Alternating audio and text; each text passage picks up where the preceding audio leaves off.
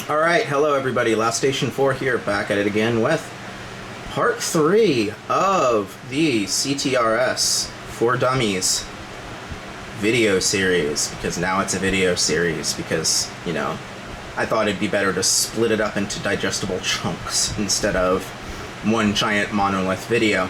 Anyway, from left to right, we have your Raspberry Pi.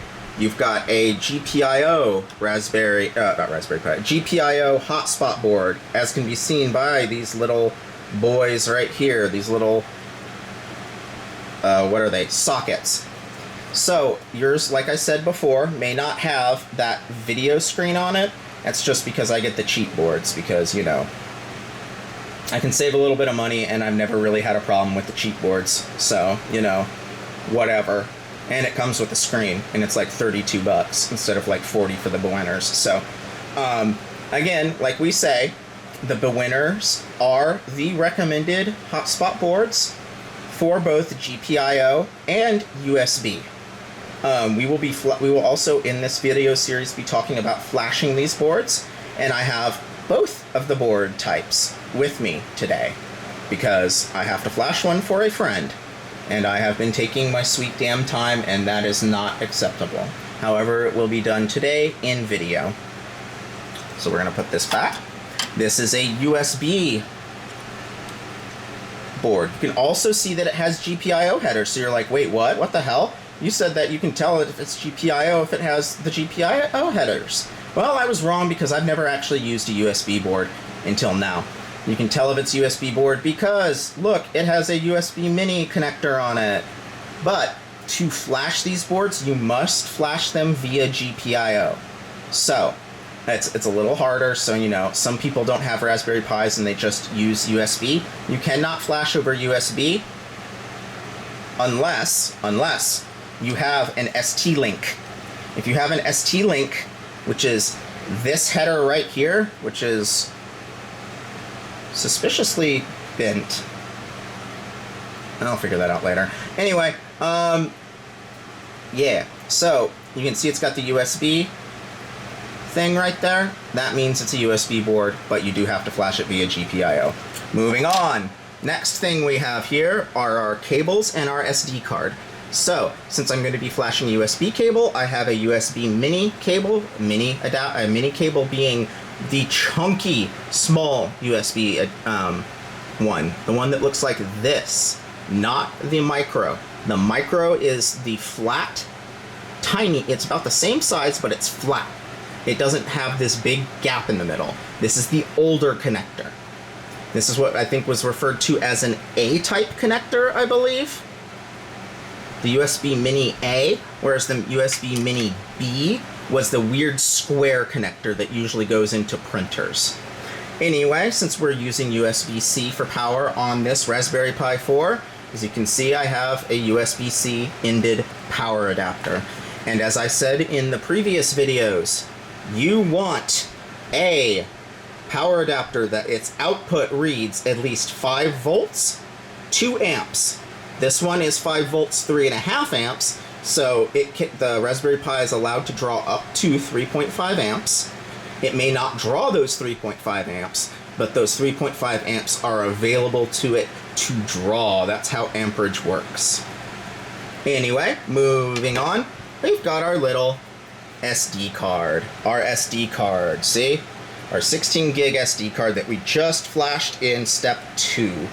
So, what we're going to do with this SD card, thank you for focusing finally, we're going to take this SD card, we're going to put it down on the thing, we're going to grab our Raspberry Pi, flip it over, put it down, and then, while I have the camera, hopefully be able to do this one-handed. Oh, look at that.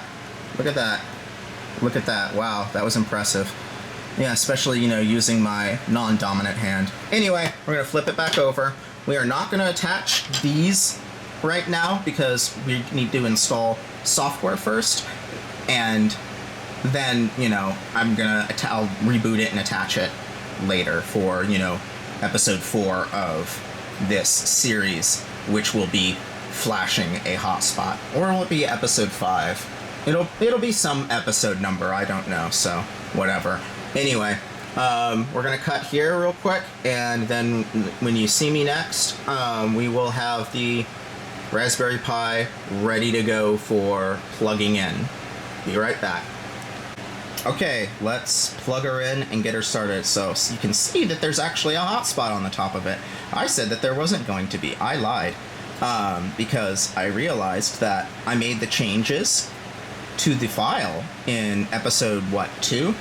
Yeah, episode 2. In episode 2, I made the changes to the file that allow this thing to basically do hotspot stuff without needing a reboot. So I thought, hey, why not put the hotspot on it? And, you know, that's one less step I have to do, and that's one less reboot I have to do. Anyway, all that to be said, we're going to plug this guy in. So once you plug it in, I'm going to stick it there so that I actually have some force against it. So let me move the camera and plug it in. You're going to get a red light, you're going to get a green light, then you're going to get a green light up on the top of the hotspot. Kind of like this. So you see the green light on the hotspot? It may be flashing red as well if it is actually has firmware on it. This hotspot is a little weird. It seems to drop its firmware. Don't know why. Anyway, what you care about is you care about these lights over here. You care about these lights right over here. You want red to be on steady and green is your activity light. So you're going to wait a little bit for the activity light to kind of chill out. You might see this thing reboot, which would be like right now. There it goes. The red light came off again and turned back on. That's because on first boot of a Raspberry Pi, it does some things to grow the partition size, which is the size of your SD card, so that it occupies the entire SD card. So it has to reboot to do that, so that the OS actually realizes, hey, there's new storage available to me. So we're gonna wait for this thing to calm down a little bit with the flashing, because you see it's flashing a lot right now. It means it's loading stuff into memory, you know, the typical Linux thing. So after about, 2 or 3 minutes of waiting, looks like it rebooted again. I don't know why it did that. This thing better not be in a boot loop. Be a little mad if that's what happened. Anyway, after about 2 or 3 minutes, you're gonna want to open up your terminal application in Windows, or if you do not have the terminal application in Windows, go to the Windows App Store and download Terminal. Just search Terminal, and it'll be Windows Terminal.